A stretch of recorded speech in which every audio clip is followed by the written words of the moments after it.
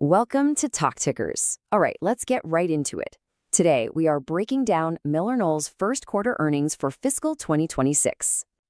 So, MillerKnoll really came out of the gate strong this fiscal year. We're talking about results that didn't just meet expectations, they blew right past them. And look, we're not talking about a tiny beat here. This was a big one. Adjusted earnings per share came in at 45 cents. The street was looking for something around 34 cents. That's a huge surprise. And on the revenue side, they brought in almost $956 million when the consensus was sitting closer to $911 million. I mean, that's a beat of nearly $45 million bucks. Really solid. Okay, so here's the head scratcher. Great quarter, right? Beat on the top line, beat on the bottom line. So why on earth did the stock sell off? It closed down over 4% and kept trickling lower after hours. It's a classic Wall Street puzzle. Let's dig in and figure out what's really going on. All right, first things first, let's unpack how they actually pulled off this performance, because the quality of this beat is pretty impressive. So if you want to know what makes MillerKnoll tick, you have to look at their North America contract business.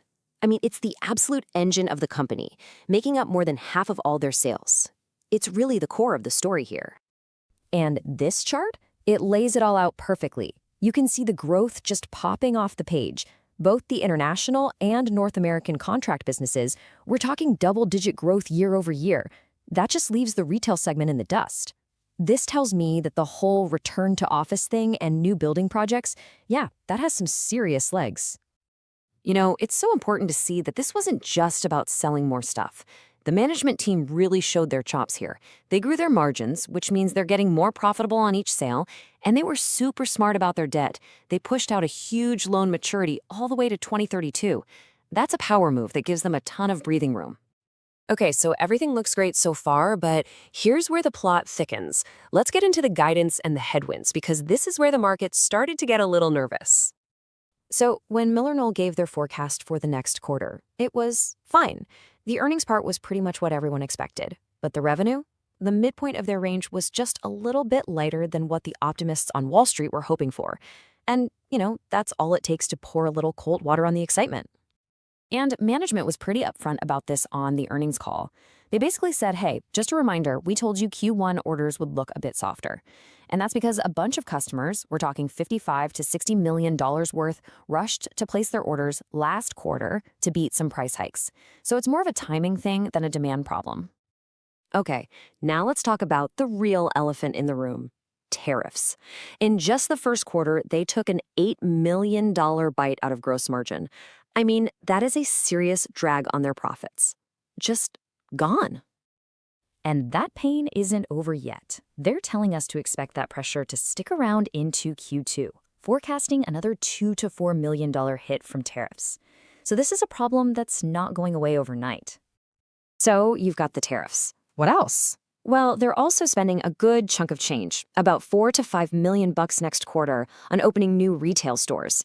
And when you pile those costs on top of a shaky housing market and just general economic uncertainty, you can see why the picture starts to look a lot more cautious. All right, let's put it all together. Let's decode this thing. Why did the market basically shrug its shoulders at what looked like a fantastic quarter? It really boils down to this. The market is always looking out the windshield, not in the rearview mirror.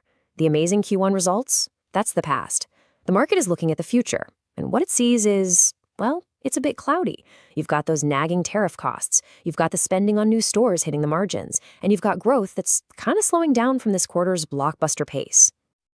Okay, so now that we've weighed all the evidence, it's time for the next call. What's our rating on MillerKnoll? This really comes down to a classic bull versus a bear debate. The bulls are going to shout from the rooftops about the momentum in that contract business and how sharp this management team is. But the bears? They're going to whisper about those tariffs that won't go away, the spending, and how this company is tied to the ups and downs of the economy.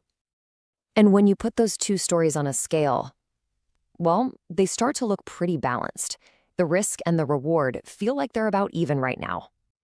Which is why we're landing on a market perform rating for MillerKnoll.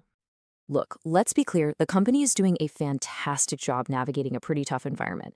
But with all these headwinds, it's just really hard to see a clear reason for the stock to, take off from here. That's what keeps us in this neutral market perform camp. So if you agree with that view, that the stock might not go up a ton, but probably won't crash either. How do you actually put on a trade? Well, one idea is to build something called a collar. Here's how it works. Step 1, you buy the stock, right? You want to own a piece of this well-run company. Step 2, you sell some call options against it. This generates a little income for you. Step 3, you take that cash you just made and you buy some put options. These puts act like insurance against a big drop. So what have you done? You've created a position where you can collect some income, you're protected from a big crash, but you give up some of the massive upside. It's a trade that fits perfectly with a market perform view. And of course, always remember to do your own research. This is not financial advice.